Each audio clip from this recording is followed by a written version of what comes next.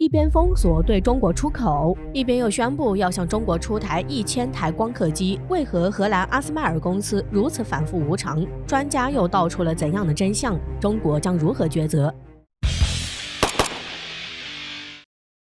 现今，随着时代的发展和科学技术的进步，很多的高新科技都掌握在以美国为首的西方国家的手中，并且这些国家仗着自己在这些高新技术上的优势，就一味的去加强对这些技术的控制，而不去给落后的国家以发展的机会，从而去卡这些国家的脖子，给这些国家的发展造成了巨大的压迫，因此在高新技术的发展上十分的缓慢。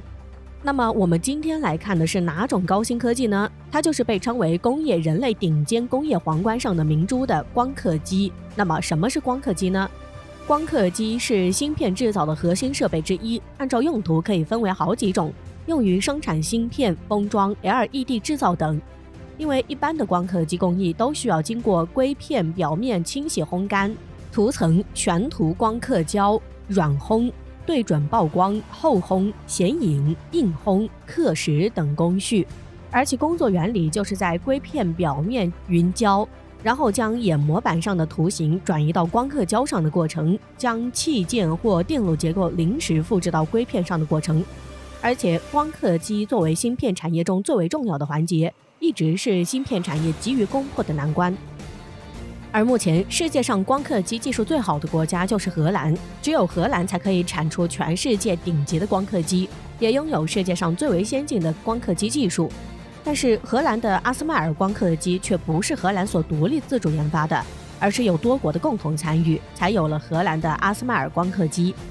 因为由于光刻机的构造十分复杂，研究难度十分的大，而且荷兰的阿斯麦尔光刻机的内部零件就超过10万个，螺栓就有4万多个，3000多根接线，数公里的软管，重达180吨。所以荷兰的阿斯麦尔光刻机结合了美国的光源技术、日本的光纤设备、瑞典的轴承，还有法国的工艺、德国的镜头等等，这才有了荷兰的阿斯麦尔光刻机。因此这也使得荷兰的阿斯麦尔光刻机在世界上一直是处于领先的地位，而且几乎是垄断了全球的市场。而近年来，随着科学技术的国家经济的发展，中国在光刻机领域的发展也是取得了较大的发展，这也使得中国能够有机会摆脱在光刻机的领域一直被西方国家卡脖子的历史。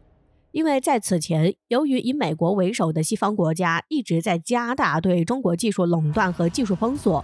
因此中国的光刻机的发展一直也是受到很大的制约和限制。这也使得国产半导体行业的发展也因为光刻机技术的制约而受到种种限制，因此也是使得中国的半导体行业处于很艰难的发展境地，在夹缝中求生存。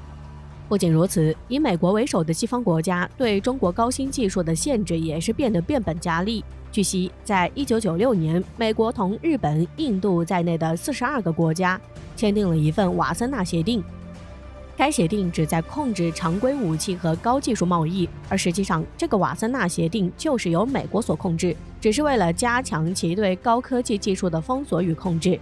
从这里看，我们很明显的就可以知道美国的意图很简单，就是对中国实现在光刻机技术上的封锁和压迫，坚决不允许向中国出口光刻机，极力的打击中国光刻机的发展。但是中国并不惧怕美国等西方国家对中国的技术封锁，这反而是加大了中国突破美国技术封锁的决心和动力。而且随着时代的进步和中国科技的飞速发展，在近日中国光刻机技术已经取得了巨大的突破。中国科学家在经过近7年艰苦卓绝的攻关，使得中国的超分辨光刻装备研制项目通过验收。这意味着中国拥有了世界上首台分辨率最高的紫外超分辨光刻设备，而且中国的这台光刻机设备使用波长更长、更普通的紫外光。这也意味着中国国产光刻机使用低成本光源，实现了更高分辨率的光刻，这也是中国在光刻机上取得的重大突破。对此，专家说，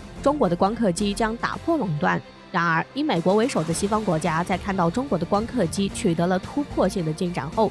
他们对此就感受到了很大的压力，所以现在以美国为首的西方国家就采取了和之前完全不一样的对策。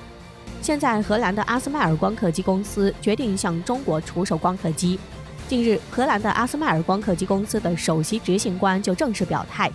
荷兰阿斯麦尔光刻机公司十分重视中国市场的发展，将在最大程度上加大中国市场的发展。目前，阿斯麦尔光刻机公司对华出口的光刻机数量已经达到了1000台。接下来，除了 EUV 光刻机设备以外，其他阿斯麦尔光刻机公司的光刻机产品都可以自由出货，这其中就包括 DUV 光刻机。那么，荷兰阿斯麦尔公司为何一反常态呢？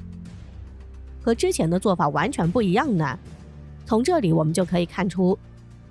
荷兰的阿斯麦尔光刻机公司这完全是夸大的说法。他们何时往中国出口了1000台光刻机，根本是一台都没有，而是对中国市场采取了封锁的政策。而此次说要加大对中国市场的发展，也是因为看到了中国的光刻机取得了巨大的发展，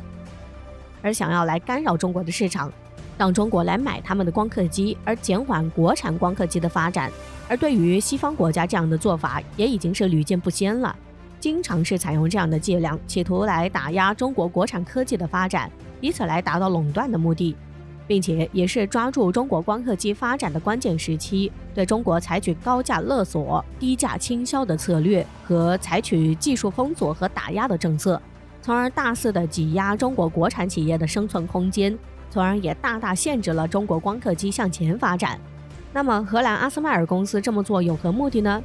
因为这样一来，既让大量光刻机进入中国，垄断中国市场，使得中国国内的多家科技企业可以轻松地购买到光刻机。这不仅可以帮助阿斯麦尔光刻机公司清理库存，而且还将影响中国国内科技企业在光刻机领域的发展，打乱中国的自主研发步伐，从而就使得中国光刻机技术一直在他们的压迫和封锁之下。这对于西方国家来说还真的是两全其美。然而在此前，中国国产的盾构机也有同样的经历，当时中国的盾构机也是极其的落后，在即将要取得巨大突破的时候，西方国家也是采用了同样的伎俩来打压中国盾构机的发展，但是中国却是不为所动，反而是坚持自己的自主研发，从而研制出自己的国产重型盾构机，并且一举打破世界纪录，在这一领域占据了重要的领先地位。所以中国在光刻机的发展上也是这样，也是要继续坚持走自主研发道路，努力的去突破以美国为首的西方国家的技术封锁和压迫，可以加快自主研发，真正的可以自己独立发展，不用再受西方国家的制约，真正实现独立自主。这对于中国来说也是发展的动力，能够助力中国光刻机的发展。